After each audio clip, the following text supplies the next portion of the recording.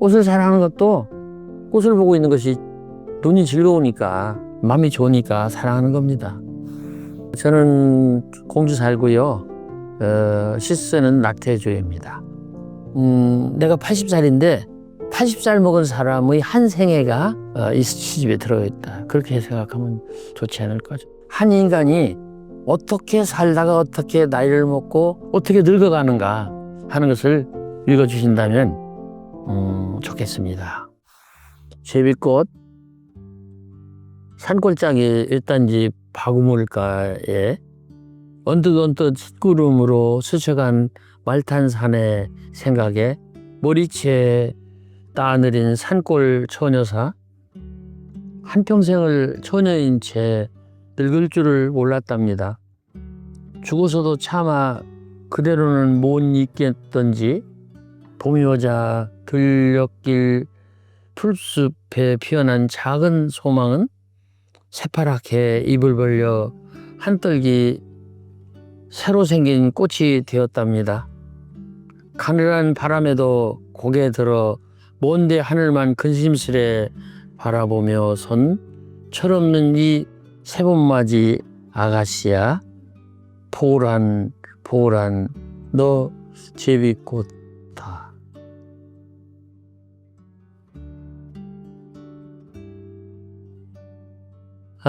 엠파시지요. 이심전시. 제비꽃을 보고 그냥 제비꽃이라고 생각하지 않고 사람이라고 생각한 거예요. 그리고 의인법이죠. 나는 시를 얘기할 때 시 표현이 어렵다고 사람들이 얘기해요. 근데 딱 두 가지만 얘기해요. 개화법하고 의인법. 모든 대상을 다 살아있는 상대라고 생각하는 거야. 그게 의인법이에요. 그리고 사람이라고. 제비꽃이잖아요. 근데 제비꽃 속에서 이렇게 쭉 상상하고 유추하고 그래서 옛날 사람 하나를 생각해놓고 그렇게 해서 쭉 해서 자기 혼자서 뒤로 갔다가 빽했다가 다시 돌아왔잖아요. 그게 말하자면 이미지니션 상상인데 여기 중요한 것은 의인법이에요. 사람처럼 보는 거. 이거 엠파시예요. 이게 바로 너를 생각하는 마음입니다. 꽃밭 봄 어느 날 마당 귀퉁이를 일구고 거름목을 섞어 아버지가 만드신 한 평짜리 꽃밭에 나는 집집마다 돌아다니며 꽃모종을 얻어다 심었습니다. 꽃들은 좋아라 잘 자랐고 꽃송이도 제법 많이 달아주었습니다. 비 오는 날 같은 때 아버지는 새로 꽃핀 그것들을 신기한 듯 유심히 바라보곤 하십니다. 살림의 짜들은 깊은 주름살에도 꽃물이 들어 오랜 중풍으로 병든 신경에도 풀물이 들어 어쩌면 꽃들이 아들, 딸로 보이시는가? 아버지는 생땅에 일군 꽃밭이고 우리 형제는 그 꽃밭에 피는 꽃송이들 그렇게 바라시는 마음, 그렇게 바라며 사시는 하늘 같은 마음아.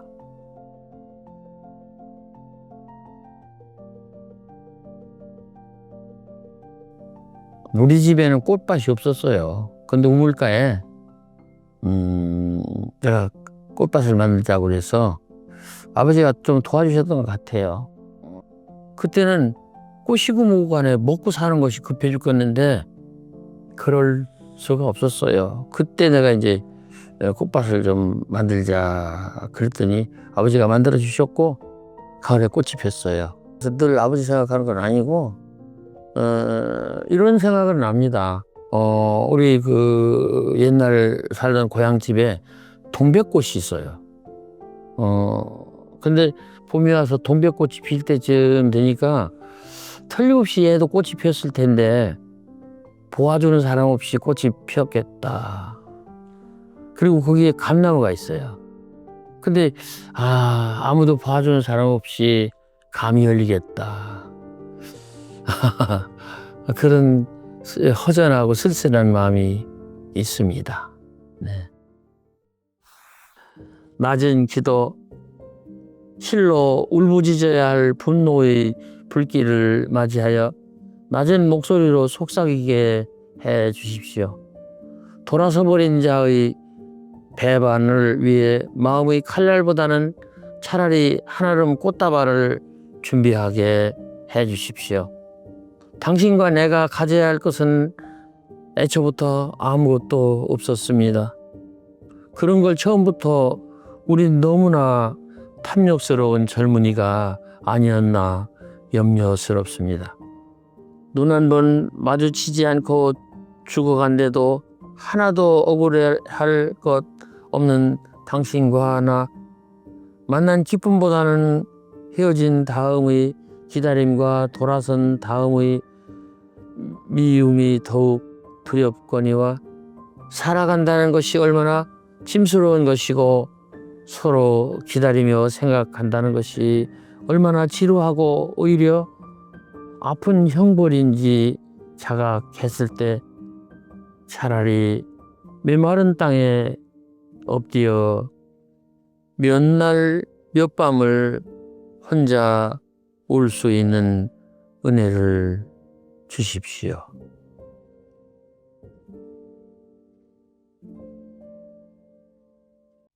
사람들은 슬픔이 내 것이 아니고 부정하고 싶어요. 그런데 내 것이다라고 생각하면 그걸 사랑하라는 게 아니고 견딜 수 있고 넘어설 수 있고 바뀔 수가 있고 좋아지는 것으로 우리가 탈출할 수가 있어요. 그래서 나는 불행, 슬픔, 고독 그거를 환영하진 않습니다. 그래도 내쫓지는 않습니다. 그리고 이 미워한다는 게요. 그 사람한테 해로운 게 아니라 내한테 해로운 거야. 미워해서 그 사람이 그걸 알 까닭도 없고 그 사람이 그 영향받을 까닭이 없어요. 미워하면 나만 영향을 받는 거예요. 안에서 나쁜 기운이 나와서 나를 자꾸 어둡게 해요. 그래서 이 미워하는 마음은 증오, 미워하는 마음, 싫어하는 마음, 버팅기는 마음, 이런 마음은 되주시면 짧게 갖고 있다가 잠재우거나 밀어두는 게 좋아요. 누구를 위해서? 나를 위해서. 나를 위해서. 아주 중요한 겁니다. 네. 너무 그러지 마셔요. 너무 그러지 마셔요. 너무 섭섭하게 그러지 마셔요. 하느님. 저에게가 아니에요. 저희 아내 되는 여자에게 그렇게 하지 말아달라는 말씀이에요. 이 여자는 젊어서부터 병과 더불어 약과 더불어 산 여자예요. 세상에 대한 꿈도 없고 그 어떤 사람보다도 죄를 안 만든 여자예요. 신장에 구두도 많지 않은 여자고요. 장롱에 비싸고 좋은 옷도 여러 벌 가지지 못한 여자예요. 한 남자의 아내로서 그림자로 살았고 두 아이의 엄마로서 울면서 기도하는 능력밖에 없는 여자이지요. 자기 이름으로 꽃밭 한 평, 채전밭 한 귀퉁이 가지지 못한 여자예요. 남편 되는 사람이 운전조차 할 줄 모르는 쑥맥이라서 언제나 버스만 타고 다닌 여자예요. 돈을 아끼느라 꽤나 먼 시장길도 걸어서 다니고 사구려 미장원에만 골라 다닌 여자예요. 너무 그러지 마셔요. 가난한 자의 기도를 잘 들어 응답해 주시는 하나님, 저희 아내 되는 여자에게 너무 섭섭하게 그러지 마셔요.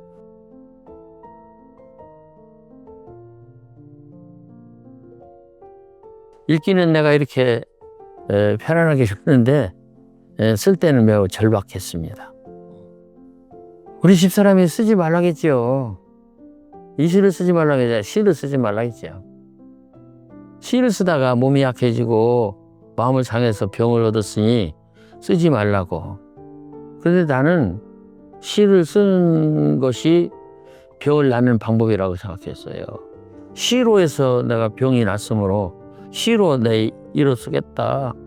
그 땅에 넘어진 자 그 땅을 짚고 일어서라. 그래서 나는 시를 써야 되겠다. 근데 우리 집사람은 이걸 굉장히 싫어했어. 당신은 내가 사랑하는 나를 가장 사랑한 첫사랑입니다. 이게 내가 우리 집사람한테 해줄 소리에 다 자기를 사랑하는 마음으로 다른 사람을 사랑하는 거예요. 꽃을 사랑하는 것도 지가 꽃이 필요하니까, 꽃을 보고 있는 것이 눈이 즐거우니까, 마음이 좋으니까 사랑하는 겁니다. 잃어버린 시. 누구나 마음속에 어린아이 하나 살고 있지요. 눈이 맑고 귀가 밝은 아이, 작은 바람 하나에도 흔들리고 구름 한쪽에도 울먹이고 붉은 꽃 한 점에도 화들짝 웃는 아이.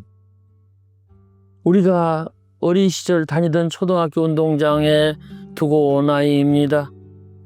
고향 떠나올 때 고향집 초라한 마루 끝에 손살에 쳐 떼어놓고 온 바로 그 아이입니다. 그 아이 불러내야 합니다. 그 아이 손을 잡고 다시금 먼 길 떠나야 합니다. 그리하여 그 아이를 시켜 말을 하게 해야 합니다. 보는 것, 듣는 것, 생각하는 것, 그 아이들어 대신 말하라 해야 합니다. 그것이 바로 당신의 시, 잃어버린 바로 그 시입니다. 다시금 찾아야 할 우리의 시입니다.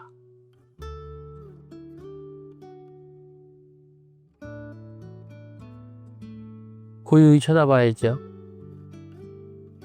그리고 그 아이가 잘 밖으로 나올 수 있도록 내가 겸손해야죠.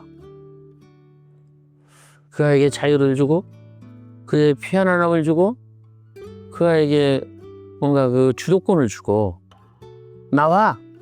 그러면 그냥 끌려 나오지 않을까요? 우리가 바라는 시는 그런 게 아닙니다.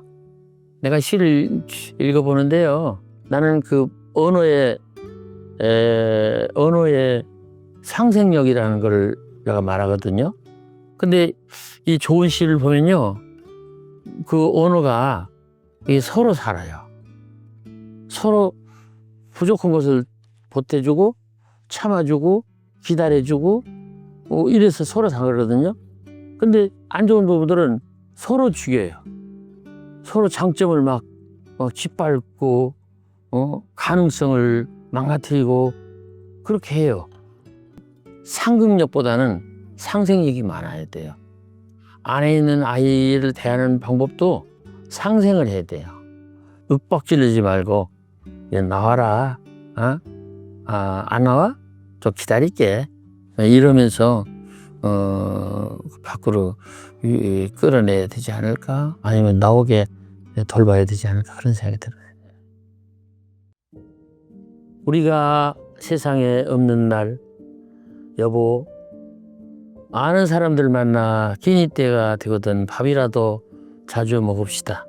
우리가 세상에 없는 날 사람들, 우리더러 밥이라도 같이 먹어준 사람이라고 말할 수 있게. 여보, 우리가 가진 것 둘이 있다면 그 중에 하나는 남에게 돌립시다. 우리가 세상에 없는 날 사람들, 우리더러 자기가 가진 것 나눈 사람이라는 말이라도 할 수 있게. 여보, 뭔가 하고 싶은 말 많은 사람 만나거든? 그 사람 말이라도 잘 들어줍시다. 우리가 세상에 없는 날 사람들 우리더러 남의 말 잘 들어준 사람이라는 말이라도 할 수 있게. 시간이 없어요. 우리에겐 시간이 많지 않아요. 하루하루가 최선의 날이고 순간순간이 그야말로 금쪽이에요. 네.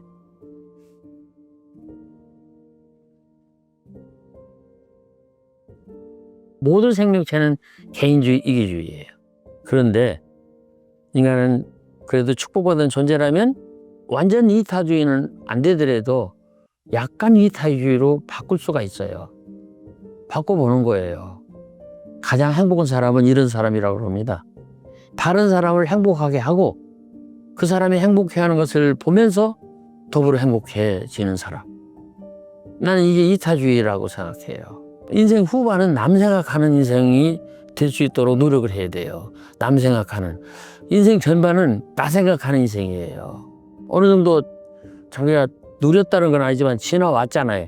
우리 인생은 사막을 건너는 나그네 여행자와 같아요. 그것도 혼자서. 사막을 날아서 건널 수는 없잖아요. 한 발짝 한 발짝 건너가잖아요. 그래서 나는 말하고 싶어요.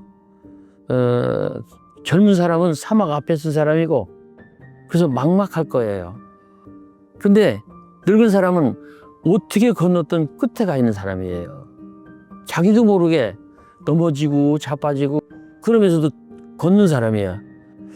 그래서 우리는 이 적막할 그런 인생, 사막을 다 건너간 그 후반부에서는 옆에 사람도 좀 봐야 된다고 생각해요.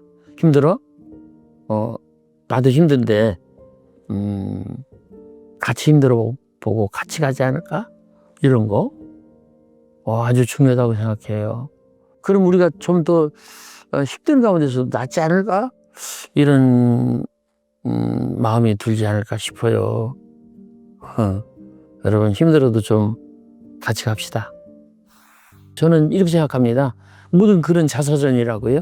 모든 글은 자기 이야기 삶을 처음부터 이렇게 고백하고 호소하고 이렇게 펼쳐서 쓰는 자서전이라고. 이 말은 틀린 말이 아닙니다. 물론 제가 한 소리입니다만은 틀린 말이에요. 수필도 시도 소설도 자서전 수준을 넘어갈 수가 없어요. 그래서 이 책도 어떻게 보면 이런 형식으로 쓴 나태주식의 자서전이다. 이렇게 생각이 됩니다.